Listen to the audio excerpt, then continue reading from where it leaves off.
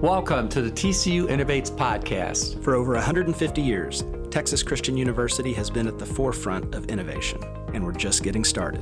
I'm TCU Chancellor Victor Bashini. And I'm TCU President Daniel Pullin. We are your hosts of TCU Innovates. We highlight the latest stories of innovation and thought leadership across our community. Dream big, be bold, and lead on, Horned Frogs.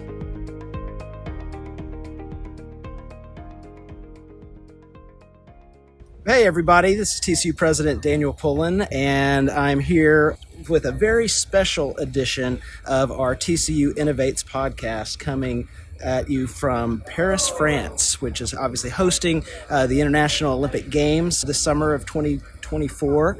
And it's just been a great experience in general, but specifically because we've had such a great showing of so many of our student athletes who are participating, certainly for Team USA, but for other countries all over the globe. And I just got out of a beach volleyball match where two of our student athletes participated and represented Spain in just a really beautiful way. And to kind of give us the inside scoop on what we just experienced, I'm joined today by TCU beach volleyball coach Hector Gutierrez, who sat next to me and taught me all the intricacies of the strategy of beach volleyball. And so we're just excited to have the opportunity to have a conversation with him for a few minutes. So Coach, talk to us a little bit about what we just witnessed, how it made you feel, how it really represents TCU beach volleyball.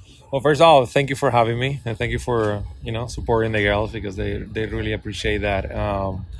And kind of what we're talking on the bleachers, that I think is a historical moment for our school and for our sport, because having that caliber athletes that you and I were talking about, that they have one more year of eligibility left, and that's what it makes it more special, because it's still in the college athletics, and that's going to be representing TCU next season, and that's something that I think is historical, because this only other school have done it, and we're the second one, and that you don't see it. It is like something that it rarely see, because they're really young, and they're the youngest team on the tournament. Yeah. And so I'm beyond proud of the girls, because it's not an easy task what they did. They took a year off just to reach this goal, and they did it. And what we saw today was it was amazing. Yeah, well, it was thrilling and exciting, and it just says so much about the leadership and the competitiveness of our student athletes at TCU, and now worldwide. Our two student athletes, Daniela Alvarez and Tania Moreno, just really were fabulous on the global stage. Talk to us about each of them, kind of who they are. What did they have to do fun. to prepare? They're fun, but they're different. Daniela is more different than Tania, and I think that's the key of their success.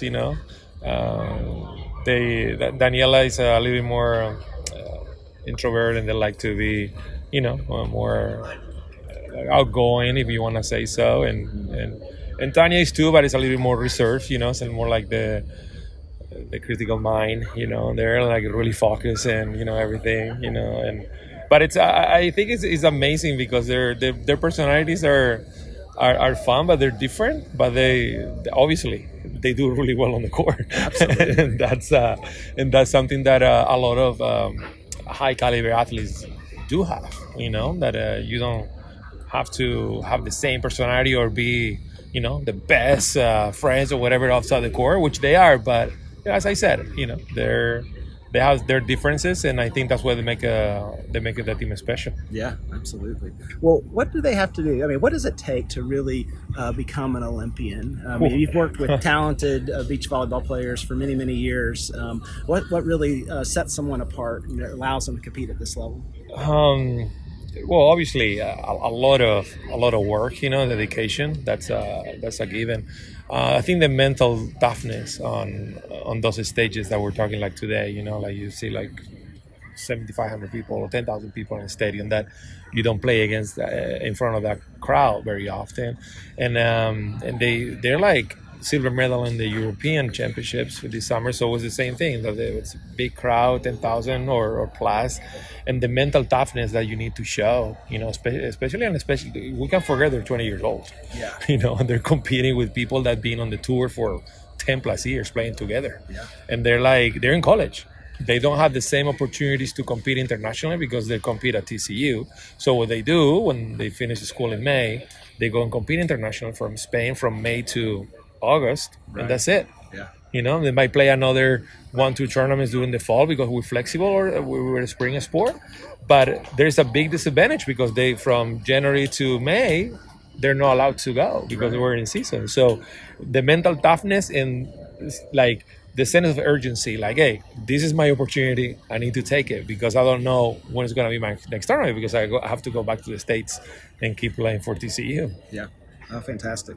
Well, it was just scintillating to watch, and it was great. We had just a chance to say hi and congratulations to them after their match, and they were beaming with smiles and pride. I know it was cool to see them. I mean, we were talking. Probably it's an overwhelm, too, because it's a lot going on. But you can tell they're really proud and they really like those familiar faces when they came out. Yeah, and it was just great. I was looking around the stadium, and you and I were there, but we weren't the only folks with TCU gear. There's a lot of Horned Frog representation amongst the spectators. At least 3 alumni approached me and talked to me, so that was cool. And they came with Spanish flags too. Oh, fantastic! So yeah, they knew it. I mean, they said we bought the tickets a long time ago, but we didn't know the TCU were gonna be here. So we just came in support, and at least 3 people approached me, and we talked. That was cool. Yeah, it's really great. Yeah, great to hear. Go Frogs! Yes, around the world. It's happened to me a bunch. You can hear Texas, go Frogs! Like turn around. Absolutely. Well, and, I've seen that certainly at the beach volleyball match, but really all across Paris. What are your impressions of the Olympic Games so far in Paris as a whole? I mean, it's unbelievable, experience. I've been in the mostly beach volleyball, of course. I've been in the indoor as well, and it's just it brings everybody special. Like that. Everyone is cheering for everybody. There's not they don't cheer against anybody. So it's kind of like that's what is so special for the Olympics. The gratitude to the athletes, and it's and the level of the playing in every sport I have been. It's been amazing, and the crowds just been fantastic too. Yeah, that's great. Well, I've certainly enjoyed it and look forward to going to a number of other events while we're over here. So what does having a couple of Olympians in your program, what does that say about the program, looking ahead? Will it have impact on recruiting or the way people approach competition when they're playing the Horned Frogs? Well, as I said, it is impressive because we're the only program that ever had 2 Olympians on the same team with 1 year left of eligibility to play. Ever, in the history of the NCAA or the sport.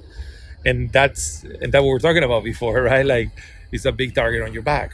But the girls are ready. I mean, the girls are coming back because they want to win. Yeah. And they told me, we're going to come back because it's an unfinished business. We want to win. Yeah. And we want to win for TCU. And that's what is TCU special for them, because TCU has been great for them, and they know that, and they want to pay back with a national championship. Yeah. And it's you don't see that very often. Some of the athletes play Olympics, they turn pro, and they say, hey, I don't have to go back. Why? Right? I already paid my dues. But they know TCU have done a lot for them, and vice versa, and they're really appreciative, and they want to come back and win. And of course, having 2 Olympians on the team, we should have a great chance to win. Yeah. But everybody knows that too, and they're gonna come really hard on us, but we're gonna be ready because that's what's gonna make us win. Well, it's going to be exciting for them and you, the whole team, but also, so many of our students and alumni and friends of the university that are going to rally around this and support TCU beach volleyball. And they probably want to know a little bit, how can they participate? What's the game day atmosphere like? What are the things that people need to know so they can show the same type of support that we witnessed here in Paris today? Yeah, as I said, we're the spring sport, and we host. Actually, we now have enough teams in the Big 12 to have a conference. First time ever, the Big 12 is going to have a beach volleyball conference. We were hosting at TCU, so that's going to be at the end of April, and that's of course one of the best opportunities to come and support, because we're gonna host there, and we're favorites in my opinion to win, and that's a good thing to show in front of our crowd and our people at TCU. But I mean, it's a fun atmosphere. Like, it's music going on. There's a lot of people walking because we're in the middle of campus, and it's an open campus that people know TCU, and you just walk through, watch games, come back later. We have food trucks. We have like activities for the kids sometimes when they get in the families. We set up like a really family friendly atmosphere, and it's great because you can see faculty, you can see students walking, you can see everybody, and then tell really familiar faces to support the Home Frogs, and that's what we expect. I think if someone hasn't been there, please come because you will enjoy the experience. I think it's like a different sport. It's like it's super entertaining, like to watch the girls play at the high level, and at the same time having a good time, right? Which is hard to find in some sports. And they love it. The girls love when people come, especially like the professors, or you come, or Boschini comes with her wife too. They love that. They love the support. And Jeremiah, Gretchen, they come and they just come and go because it's so easy, so close, right? Oh, sure. And they love it. So yeah, I'm excited. I'm very excited. Yeah, well, we're certainly excited about all the enthusiasm and momentum around TCU beach volleyball. Obviously, that as punctuated by the match that we saw here today. I know that our representatives will continue to fight, and they've got other matches to come here in the Olympics. They've got a pretty tough draw. Yeah, they have a tough pool because they have France, which is the crowd is going to be a little bit louder, and they have Germany, which one of the players won the Olympics in 2016. Mm-hmm. So she's a tremendous athlete. And they're really, it's a tough pool. I mean, at the Olympics, everything is hard, right? Like, you can have a little bit of lag, but they didn't have any. So they got a tough pool, and they have beat these teams though during the regular season and the international tour. So they have the quality and they're capable of. It's like, it depends how they're gonna manage those nerves.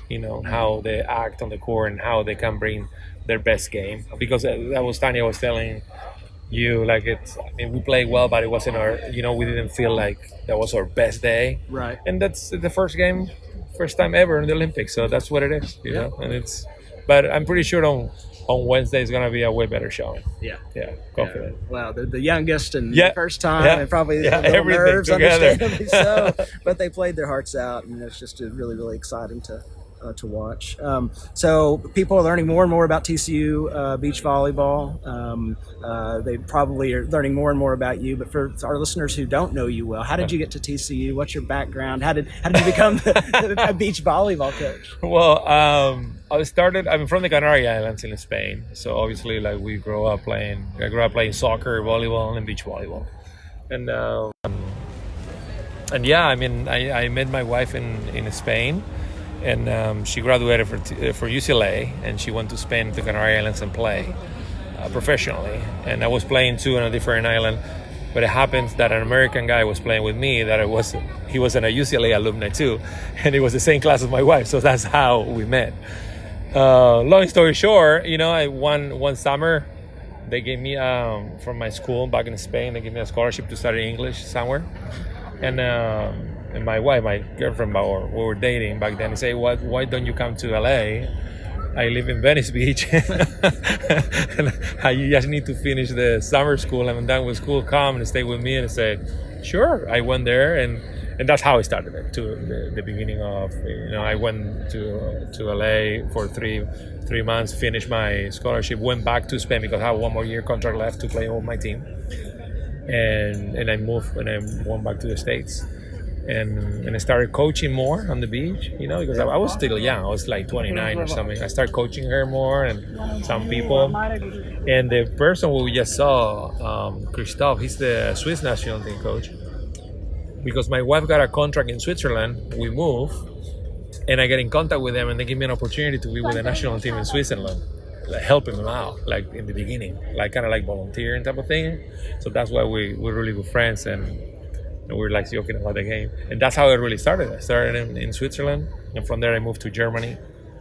to coach the national team. I went to Slovakia, coached the national team, and I moved back to the States and I started coaching USA national teams, in Hermosa, Manhattan there.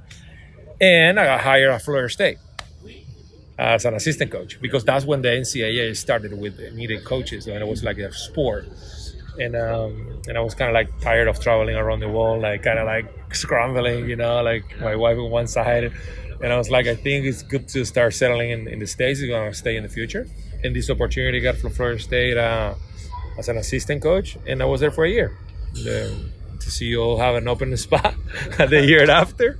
And I think it was 2015 or 2016. I don't remember. That's when I got there in November. And until now, I'm really happy. And I think it's been great. 8 years, 9 years.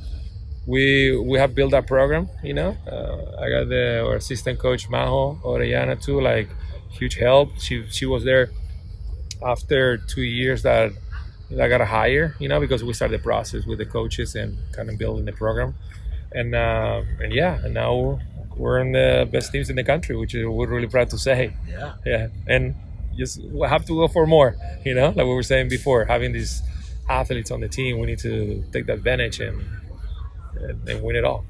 All right. Well, we'll do everything we can to support you and appreciate your leadership and ambition and what you're doing to really prepare our student athletes, not only for great success on the beach, but as they go through building their careers in the context of life. What you do means a great deal to a lot of us, and I just am so proud of you and just excited to be able to sit here under the shadow of the Eiffel Tower. I know. Where the beach volleyball. Iconic interview. I know. Unbelievable. So, well, thank you for the time, and thanks for representing us. And obviously, we'll be cheering on all of our student athletes. There are 9 total across a variety of sports this year, representing TCU in the Olympics. Just a really an amazing moment for anyone in the Horned Frog family.